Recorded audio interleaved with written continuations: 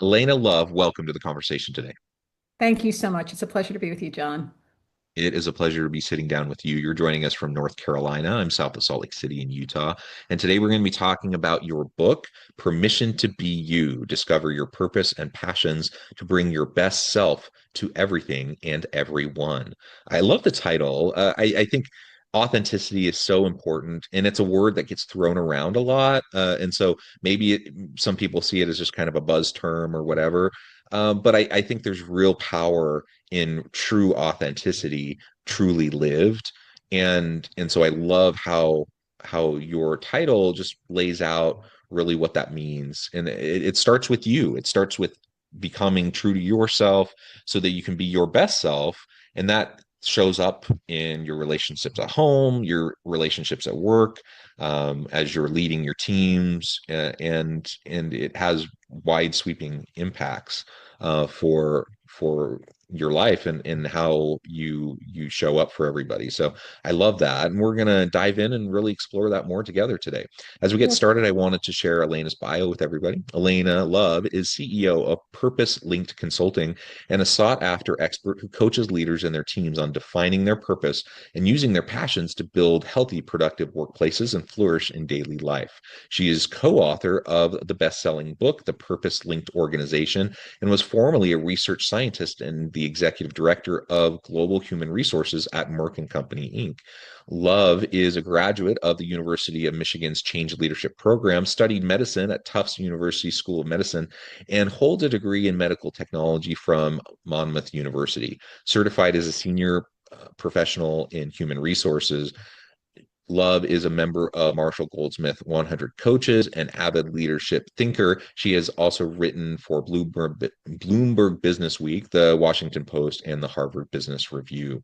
There's so much I could highlight about your background, the many accomplishments that you have, but I'm going to pause there. Anything that you would like to share with the audience by way of your background or personal context before we just dive on into the conversation? well, just personal contacts wise, I'd love people to seek me out on LinkedIn. I'd love to connect with folks and hear their stories and understand what they're struggling with from a leadership perspective and together exploring some of those solutions. And with respect to the book, they can learn more about the book and the details in the latest book on permissiontobeyourbook.com, where they'll also find a host of resources that are free, a whole toolkit to support readers that will give them information that will allow them to do some reflective work of their own and some planning work of their own. So there's lots there to be discovered. Thanks for that opportunity.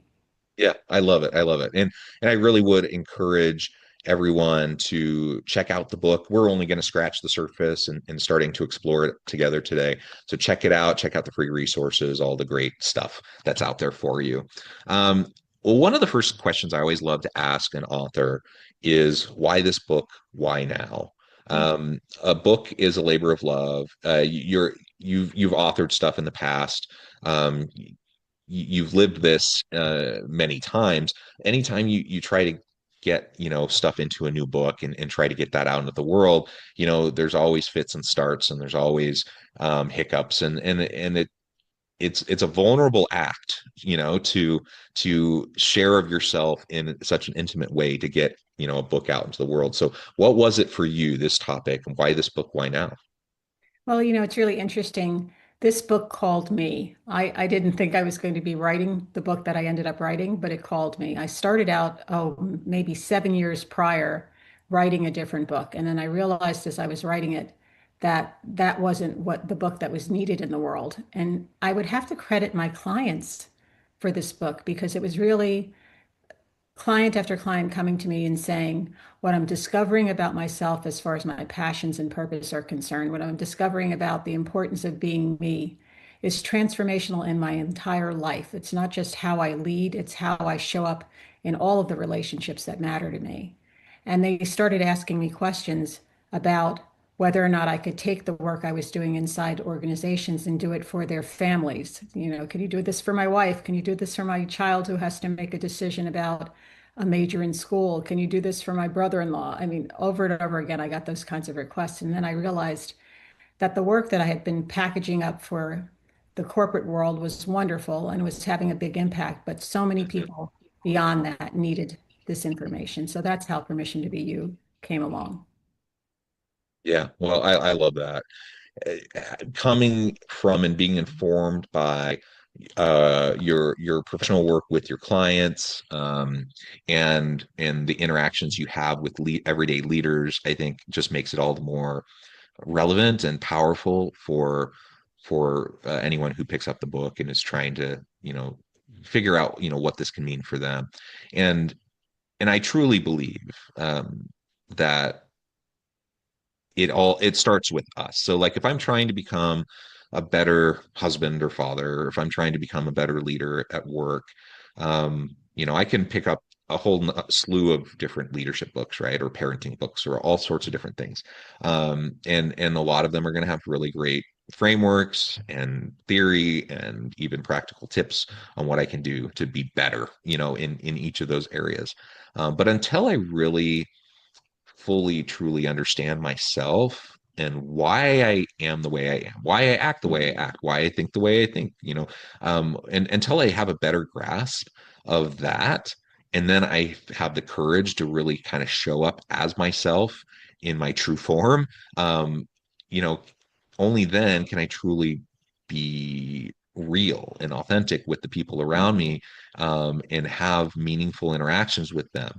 And if I can't do that, it's going to be really hard for others to reciprocate and be genuine and authentic and real back to me. And if they're not being real to me, how am I really going to know them? How am I going to really understand what makes them tick? How am I going to really understand what drives them, and like what their core motivators are, and what is most important to them in the here and now? That's going to be really, really tough to do. And any good leader knows those things about their people.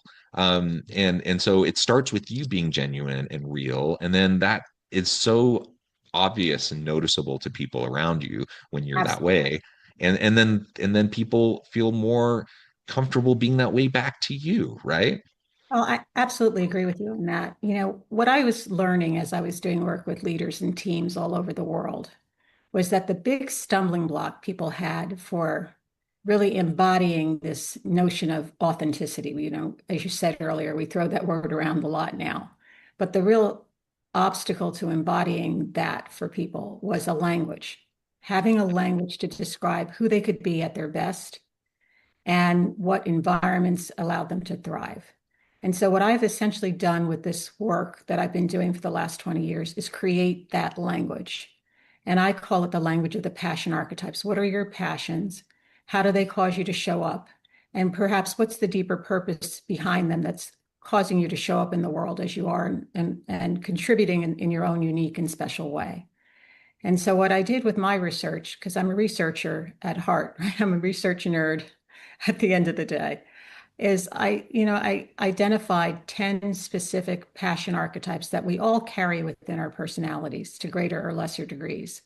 But the trick is to really understand what are your top three passions. If you understand those top three passions, you're likely to understand the strengths you'll show up with because you have those passions, the vulnerabilities you might be more subject to in certain situations because you have those particular passions. And you're also likely to understand what environments you will thrive in. And armed with that knowledge, you can share that. If you're a leader of a team, you can share that with the rest of your team. You can help them understand you, and you can seek to understand them more closely and more intimately. And not only that, you are also in a position to make assignments based on those passions. So you're not only utilizing people for their skill set that they bring to the party, but you're also aligning with those skills, particular passions that they have, and situations that will allow them to have those passions enjoy a playground to be part of. And that's what makes really highly functional teams, and that's what makes for happy cultures. So it's a really important thing to focus on.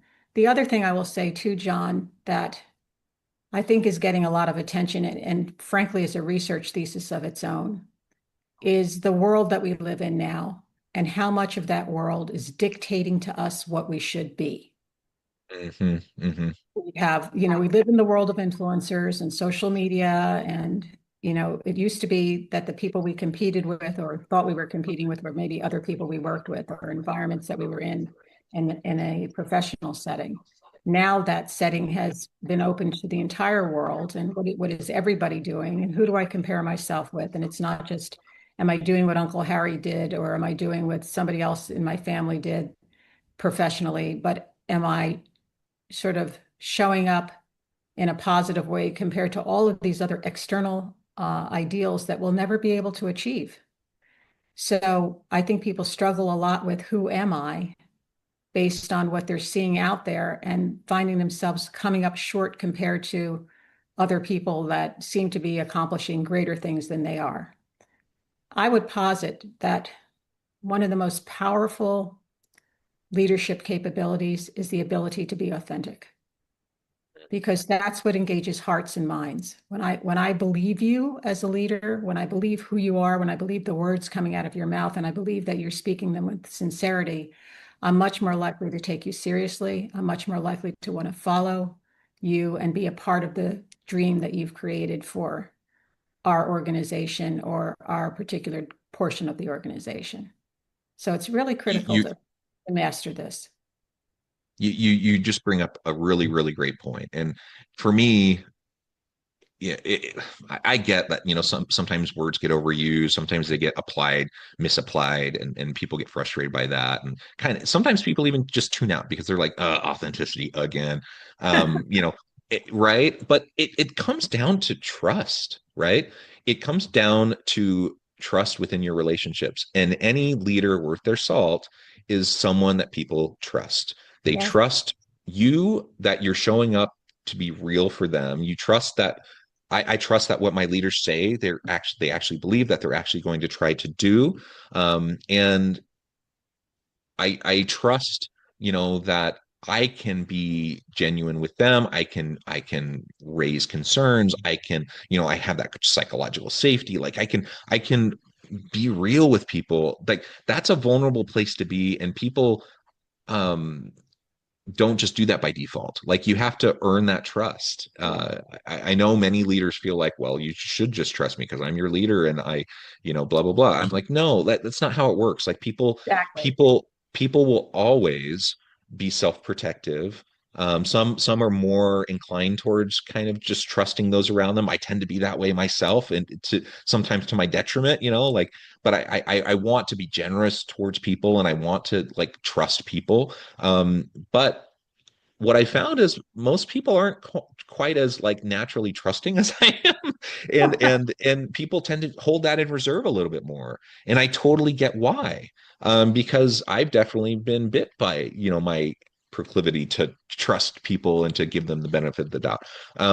That said, again, being authentic and genuine with folks gives permission to establish relationships of trust with them.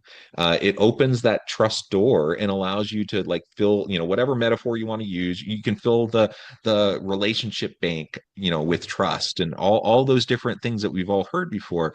All of it matters. It really does. And relationships are built on trust, and performance is built on relationships. And so if we can't learn to master that, then it's going to be really hard to be an effective leader.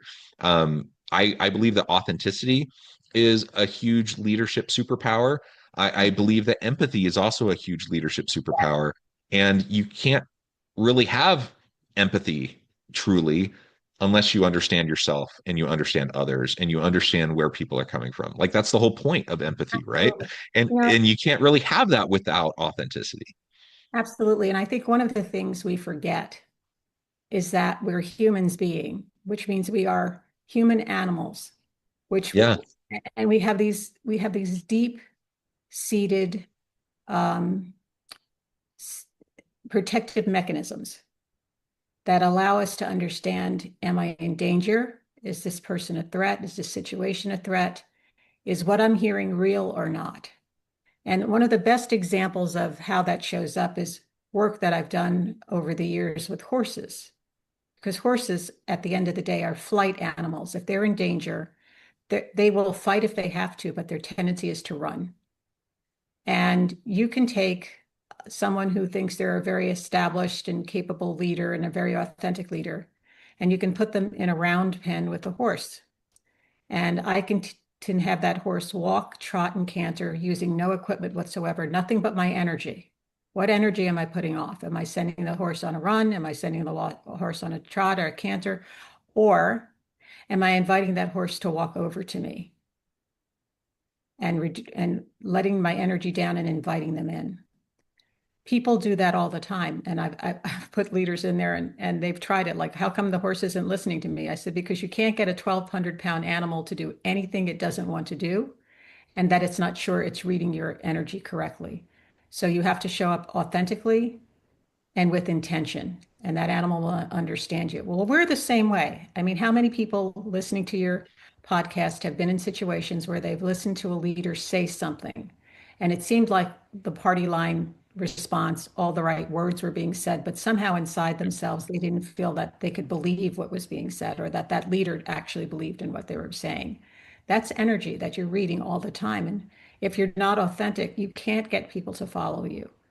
And in order to be authentic, you have to be vulnerable enough to show who you are and give others permission to do the same. Hence the work of this book. It's about that. And how do you show up authentically? And how do you show up as yourself in a variety of different situations in life? And the book is structured so that I sort of take readers through a variety of pivotal moments that they might experience and that people that I've worked with and that I feature in this book experienced. It's everything from navigating a crisis to creating a romantic relationship to becoming a parent to navigating the learning journey, because we're all students of something, to navigating your career, even to getting through loss and death. All of those experiences bring out us in full view. And if we understand who we are and how our passions help us navigate those moments more effectively, we'll do a better job of it when we're faced with similar situations in the future. And then there are a host of permissions we often need to grant ourselves. Once we understand who we are from a passion perspective, sometimes people still feel stuck. I mean, I think I'm on the path to showing up more authentically as a leader. I think I'm on a path to showing up more authentically in my personal relationships. But I feel like I'm not doing it as fast as I'd like to or as well as I'd like to. That's the time to really examine where you're stuck and what permission you might need to grant yourself in order to take that first step forward. And sometimes it's permission to be vulnerable. Sometimes it's permission to fail. I might not be so good at this. I haven't had practice with this. Maybe I'll make a mistake. In most cases, I find when you're trying to be authentic and you stumble, you make a mistake, people will forgive you because they know where you're coming from and they know that you're trying. So there's just And they know, I mean, we're all imperfect, right? So absolutely. it only erodes trust when you just try to like beat your chest and have the bravado and pretend like everything's fine when it's not. Nobody's stupid. Like people aren't stupid. They know that things happen. They know that you don't always have everything all figured out. They Yeah, know that setbacks happen. And yeah, if you own it and you're genuine about it, you know, it actually can be used to build trusting relationships and to build camaraderie and a sense of team. All of that can be super powerful for an organization. But I've seen so many times where leaders, I just they're so scared of showing a chink in the armor that they end up gaslighting their people or throwing someone else under the bus or whatever. And all that does is it just erodes any trust that you've built with your folks. And you think it's maintaining your leadership presence, but it's actually weakening your leadership, you know, stature in the eyes of those around you. absolutely. Because when you think about it, most people want to co-create solutions, right? They don't want solutions dictated to them. They want to co-create them because they have some personal experience with whatever is going on in the world or whatever is going on in the environment where there might be a problem or a challenge. And they want to bring their perspectives to that and work with the leader to co-create those solutions. I was reminded of this just recently. I was working with a client just last week, and the client was telling me about going for a series of medical tests. And one of the tests that a doctor ordered for him was a test that kind of made no sense. They got an abnormal response to this test, and it was slightly abnormal, but everything else associated with the test was normal.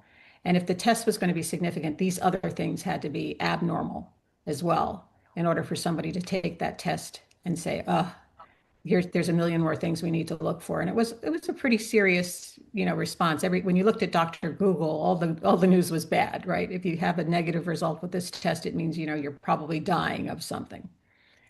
And he had a conversation with the specialist that ordered the test, and the specialist said, "Well, we're going to send you to this other place for a second opinion." And his reaction was, "Wait a minute, I don't have a first opinion. I'm going for a second one." And when he eventually went down back to his main physician, the main physician said, "Yes, I asked that doctor about this test and what it meant. And the doctor told me he didn't know." Mm.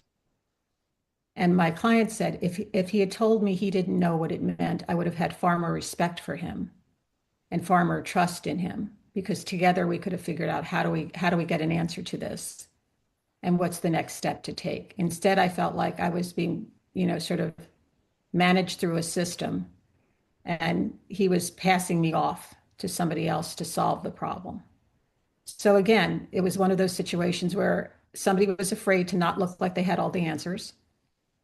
And instead of sharing, "I'm not sure about this, but here's what we're going to do to figure it out," they said, "I'm going to pass you off to someone else." So would that client of mine ever go back to that physician again? Never. Never. And that happens all the time in the work environment when we make decisions or mislead people or pretend that we know when we don't. It erodes the sense of trust and connection that you really need to have to get people to go through the tough times with you. And I don't think it's so easy to gain back when you do that. So it's really important to just be who you are, because as the expression goes, everyone else is taken, and show up with a level of authenticity, with accompanied by, I think, a healthy dose of vulnerability. Yeah. And those two things in equal measure, I think, have us be our best selves in even the most challenging of situations. I love it. Alaina, this has just been a fantastic conversation. I know at the time I need to let you go, but before we wrap things up, I wanted to give you a chance to share with the audience how they can connect with you, find out more about your work, remind us again where they can find the book and other resources, and then give us a final word for today. Sure. You can reach out and find me on LinkedIn. I'd love people to connect with me there. I'm on LinkedIn and Facebook. Some people still use that. And you can also find out about the book at permissiontobeYouBook.com, permissiontobeYouBook.com. And I just invite everybody to take this journey. Look at this book as a traveling companion on a journey to better understanding yourself. It's not meant to dictate to you what the answers are for you. It's meant to provide a framework for you to discover those answers for yourself and to have a positive aspect of who you are as a guideline for doing that discovery. So I welcome everybody to read it, enjoy it, put it down, go back to it, work with some of the questions that are at the end of each chapter that are meant to stimulate reflection, and utilize the reader's toolkit online to do additional deep work on yourself. It's one of the greatest gifts you could ever give yourself as a leader. I love it. Alaina, thank you so much. I encourage again the audience to reach out, get connected, find out more about what Alaina can do for you. Check out the book. And as always, I hope everyone can stay healthy and safe, that you can find meaning and purpose at work each and every day. And I hope you all have a great week.